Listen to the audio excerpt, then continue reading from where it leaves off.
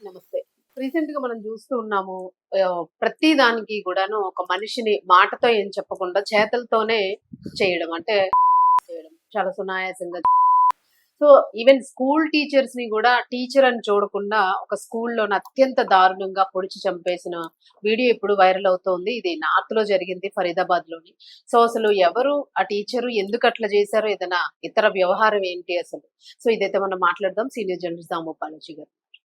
నమస్తే సార్. నమస్తే. సార్ ఇది మరి వీడియో చూస్తా ఉంటే అసలు చాలా యాహ్! భయమేస్తుంది. వెంటనే కొద్దిగా స్కిప్ జేసి ఆపేయాల్సొచ్చింది. సో, ఎందుకంత దారుణంగా చంపాల్సొచ్చింది అసలు ఎవరా టీచర్? ఫరీదాబాద్‌లో జరిగిందండి ఇది. హ్మ్. హర్యానాలో ఫరీదాబాద్ అంటే నేషనల్ క్యాపిటల్ రీజియన్ అంటారు. ఢిల్లీ హ్మ్. కొన్ని ప్రాంతాలను కలిపి అక్కడ ఉంటుందిది. ఇక్కడ సిక్రోనా క్యాంపస్ అని ఉంటది. అక్కడ సరస్వతి సీనియర్ సెకండరీ స్కూల్. ఆ హ్మ్. స్కూల్‌లో నిన్న మార్నింగ్ 9:30 కి టీచర్ సంధ్య ఆమె పేరు. హ్మ్. ఆమె పాఠం చెప్తూ ఉంది స్కూల్‌లో. క్లాస్ రూమ్‌లో పాఠం చెప్తుంది. హ్మ్. ఎవరో వచ్చి ఇట్లా మిమ్మల్ని కలవడానికి పిలుస్తున్నారు. ఎవరొచ్చారు, పిలుస్తున్నారు అని చెప్పారు. బయటకొచ్చింది. బయటకొస్తేనే ఒక వ్యక్తి. ఆ వ్యక్తి మొఖానికంతా ఒక గుడ్డ కట్టుకున్నాడు. కేవలం కళ్ళు మాత్రం కనిపిస్తున్నాయి. జలుబు తలనొప్పి ఒళ్ళు నొప్పుల నుంచి ఉపశమనం శాస్త్రి బామ్. జలుబు తలనొప్పి ఒళ్ళు నొప్పుల నుండి ఉపశమనం శాస్త్రి బామ్ ఇప్పుడు ₹5 ప్యాక్ లో కూడా. సడన్‌గా ఆమె వచ్చి ఎవరు అన్నట్టు ఉంది. అక్కడ ఎవరు కూడా పెద్దగా జనం లేరు. హ్మ్.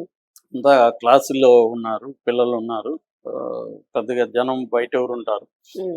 గబగబా అని అతను కత్తితో అటాక్ చేశాడు. ఆమె అరుస్తూ పరిగెత్తింది గానీ వల్లగాల పడిపోయింది. హ్మ్. అతను ఇంకా అటాక్ చేశాడు. ఈ లోపల అక్కడ అడ్మినిస్ట్రేటర్ తేజ్‌పాల్ అని అతను ఈ కేకలు విని బయటికి పరిగెత్తొచ్చి ఇతన్ని పట్టుకోవడానికి ప్రయత్నం ఆపడానికొచ్చాడు. చేస్తారు. గట్టిగా అతను కూడా కేకలు పెడుతూ ఆపడానికొస్తే అతన్ని 2 పోట్లు పొడిచాడు. ఓహ్! సో, దాంతో అతను వెనక్కెళ్లాల్సొచ్చింది. ఇంకెవరు గూడా భయపడిపోయారు. అప్పటికే పిల్లలు లేకపోతే టీచర్లు వచ్చారు గానీ భయపడారు. అందరి ముందే ఇతను ఆమెను అంటే ఇతన్ని మధ్యలో పొడిచి మళ్ళీ మళ్ళా వెనక్కెళ్ళి పొడిచాడు. హ్మ్. ఆమెను మళ్ళీ వెళ్లి పొడిచాడు. అలాగా దాదాపు 20 కత్తిపోట్లనమాట. బాబోయ్! ముఖం మీద, చెస్ట్ మీద, పొత్తి అవునవును. కడుపులో మొత్తం ఆహ్, ఓవర్ కిల్ అంటారు మామూలుగా. అవును. ఓవర్ కిల్ అవును. అంటే చనిపోయినా కూడా చంపడం. హ్మ్. అలాగా ఇతను అంత కసితో పొడిచి దాని తర్వాత అక్కడి నుంచి బయటికి పరిగెత్తి వెహికల్ మీద ఎక్కెళ్ళాడు. సో, ఇతను ఎలా వచ్చాడంటే అంతకు ముందే వచ్చాడు ఇతను. హ్మ్. బైక్ మీద వచ్చాడు. నేరుగా గేట్ దగ్గర ఎవరు గార్డ్‌లు గాని ఎవరు లేరు. హ్మ్. నేరుగా వచ్చేసాడు. వచ్చి ఆగాడు. ఆగి అక్కడ ఎవరినో పిలిచాడు. ఆహ్, పని మనుషులు వాళ్ళు ఉంటారు హ్మ్. కదా! హ్మ్. వాళ్ళని పిలిచి ఇలాగా సంధ్య టీచరు వచ్చిందా అంటే వచ్చిందన్నారు. ఆమెకి కాల్ చేసి విక్కీ వచ్చాడని చెప్పండి అని హుహు. చెప్పాడు. వాళ్ళెళ్ళి విక్కీ వచ్చాడు అని చెప్పారు. ఆమెకి విక్కీ ఎవడో తెలీదు. వచ్చిందామె. ఎవరో వచ్చారేమో తన కోసమని. రాగానే ఇంకా అటాక్ చేశాడు.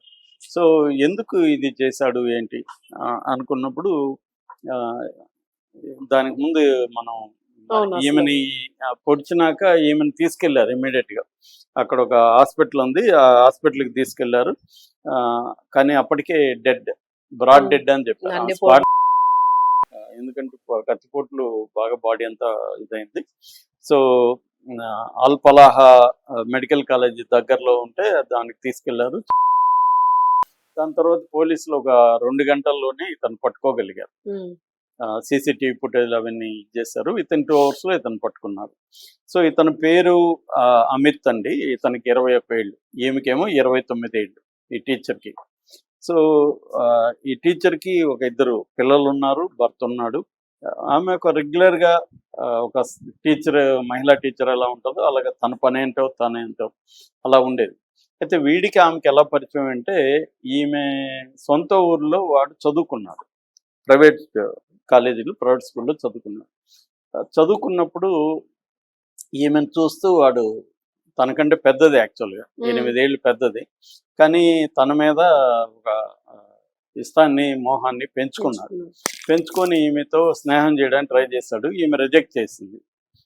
రిజెక్ట్ చేసే కొద్దీ అతనిలో పట్టుదల పెరిగింది. పట్టుదల పెరిగి గత 2 ఏళ్ల నుంచి ఈమెను ట్రై చేస్తూనే ఉన్నాడు రెగ్యులర్‌గా. దాంతో వీడి బాధ భరించలేక పోలీస్ స్టేషన్‌లో కేస్ పెట్టింది. హ్మ్. ఇతను ఇట్లా మోలెస్ట్ చేస్తున్నాడు అది ఇది. పోలీసులు ఏం చేశారంటే వాడిని పిలిపించి సారీ చెప్పించారు ఈమెకి. ఇక మీదట నేను రాను. అంటే 2 దెబ్బలు కొట్టారు వాళ్ళు. కొట్టి నువ్వు ఇంకా రానా ఆబ్జాలకు రానని చెప్పురా అంటే పబ్లిక్గా అందరి ఎదురుగా సారీ మేడం నేను ఇంకా నీ జోలికి రానని చెప్పాడు. చెప్పినాక వదిలేశారు పోలీసులు. వదిలేసినాక ఇతనికి ఏంటంటే మళ్ళీ అది అయిపోయినాక నటించాడు అంతే ఇంకా. నటించాడు. మళ్ళీ మొదలుపెట్టినప్పుడు ఈమెకి ఏమర్థమైంది, ఆల్రెడీ పోలీసులు చెప్పాము, ఏం చేయాలో ఈమెకి తెలియదు. దాంతో ఈమె వాడిని నిన్ను ఈసారి కోర్టులో కేసేస్తాను, నిన్ను జైలుకి పంపిస్తానని బెదిరించడం మొదలుపెట్టింది ఈమె రివర్స్లో. దాంతో వాడు ఈమె అంటే ఎప్పుడైతే పోలీస్ స్టేషన్కి వెళ్ళి సారీ చెప్పించిందో అప్పటి నుంచి కోపాన్ని పెంచుకున్నాడు ఈ మీద. అంటే నన్ను పబ్లిక్గా ఈమె హ్యూమిలియేట్ చేసింది, పబ్లిక్ చేసేసింది, ఊర్లో అందరికి తెలిసిపోయింది. అలాగా కోపాన్ని పెంచుకొని సరే ఈమెని లొంగకపోతే ఉన్నాడు ఎప్పటి నుంచో. సో ఈమె మళ్ళీ ట్రై చేస్తే మళ్ళీ కూడా ఈమె గట్టిగా బెదిరించింది. మళ్ళీ ఈమె పోలీస్ స్టేషన్కి వెళ్ళాల, ఎందుకంటే పోలీస్ స్టేషన్కి వెళ్ళినా ఏం చేస్తారు, సారీ చెప్పిస్తారు, అంతకంటే ఏం లేదనే విషయం ఈమెకు అర్థమైంది. దాంతో ఈమె నిన్ను లీగల్గా ఈసారి జైలుకి పంపిస్తాను అనేది ఆమె చెప్పింది. దాంతో వీడు ఇంకా ఈమె నాకు సరెండర్ కాదు అనుకున్నాడు, చంపేద్దామని అనుకున్నాడు. అంటే నాకు ఇంకా లొంగే అవకాశం లేదు, పైగా నన్ను మళ్ళీ కేసు పెడతానంటా ఉంది అని చెప్పి ఇంకా తట్టుకోలేకపోయాడు వాడు. ఆ రిజెక్షన్ ఈమె బిహేవియర్ని తట్టుకోలేక చంపేయాలని డిసైడ్ అయ్యి ఒక ప్లాన్ వేసుకునే వచ్చాడు అతను. అంటే కత్తి తీసుకున్నాడు, బైక్ తీసుకున్నాడు, ముఖం కనబడకూడదు, సీసీటీవీలు ఉంటాయని, ఆ స్కూల్ అవన్నీ కూడా ఐడియా ఉంది కాబట్టి అతనికి చేశాడు. దాని తర్వాత ఎట్లా పిలిపించాలి ఆమెను క్లాస్ రూమ్, ఇవన్నీ అతను ప్లాన్ చేసుకొని ఒకవేళ ఎవరన్నా వస్తే కూడా వాళ్ళ మీద కూడా అటాక్ చేయాలని కూడా ప్లాన్ చేసుకొని అన్నీ ఆలోచించుకొని క్లియర్గా వచ్చాడు. అతనికి తెలిసి పోలీసులు కూడా పట్టుకుంటారని దానికి కూడా ప్రిపేర్ అయ్యి వచ్చాడు. సో అలాగా అతను చంపగలిగాడు అన్నమాట. సో ఇక్కడ ఏంటంటే స్కూలు సేఫ్టీ మెథడ్స్ మీద కూడా ఇప్పుడు అనుమానాలు. ఎందుకంటే ఇప్పుడు ఎవడో ముసుగేసుకొని వచ్చి మొత్తం పొలాన్ని టీచర్ని పిలవంటే అసలు పోయి చెప్పాలి కదా, ఎవరన్నా వాడు ఎవడో ముసుగమ్మ డౌట్గా ఉంది మా అని చెప్పుండాలి, పిలవకూడదు. నువ్వెవరు అసలు నీ డీటెయిల్స్ రాసుకోవాలి, అలా ఏం లేదు. ఏదో ప్రైవేట్ స్కూల్లో మామూలుగా అయితే కొంత సెక్యూరిటీ ఉంటాయి, కానీ ఇక్కడ సెక్యూరిటీ లేదు. సో అది మేజర్ కాదుగా చెప్పొచ్చు. కాకపోతే ఇక్కడ కాకపోతే ఇంకొక చోట చంపుండేవాడు అనుకో, మామూలుగా అయితే అతను ఇక్కడ చంపడానికి ఇవన్నీ కూడా కారణాలు. అతను డిసైడ్ అయినోడు ఇక్కడ కాకపోతే ఆమె ఇంటికి పోయేటప్పుడు ఎక్కడో చోట చంపుండేవాడు, అది వేరే విషయం. సో అంటే ఇక్కడ ప్రధానంగా ఏంటంటే ఇప్పుడు మామూలుగా అమ్మాయిలు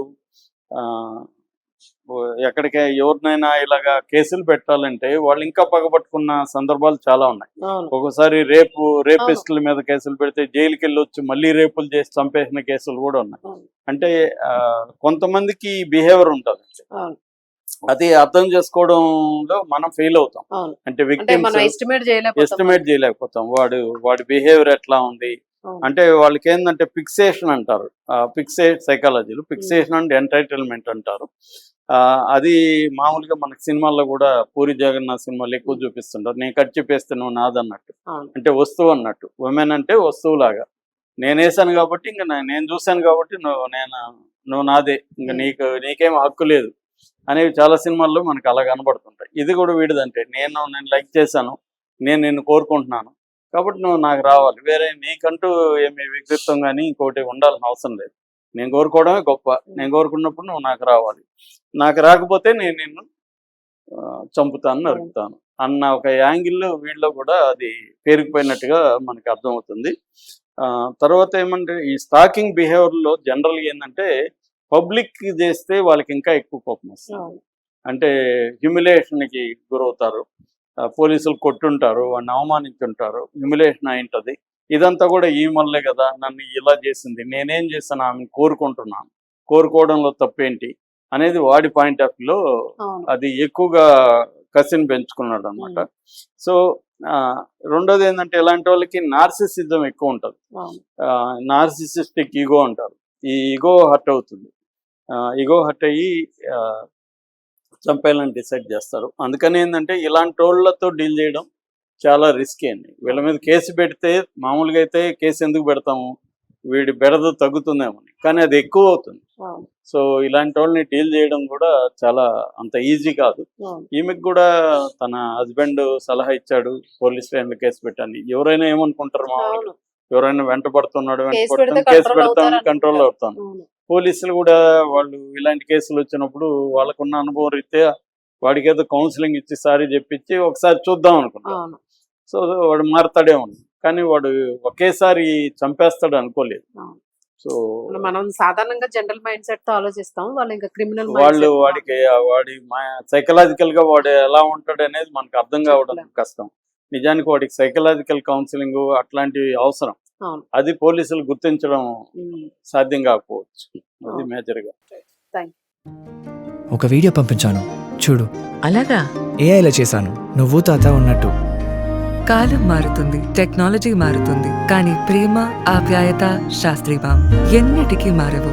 జలుబు, తలనొప్పి, నడుము నొప్పి, మోకాళ్ళ నొప్పుల లాంటి లక్షణాల నుండి ఉపశమనానికి Shastri balm. Trusted by millions since 1992.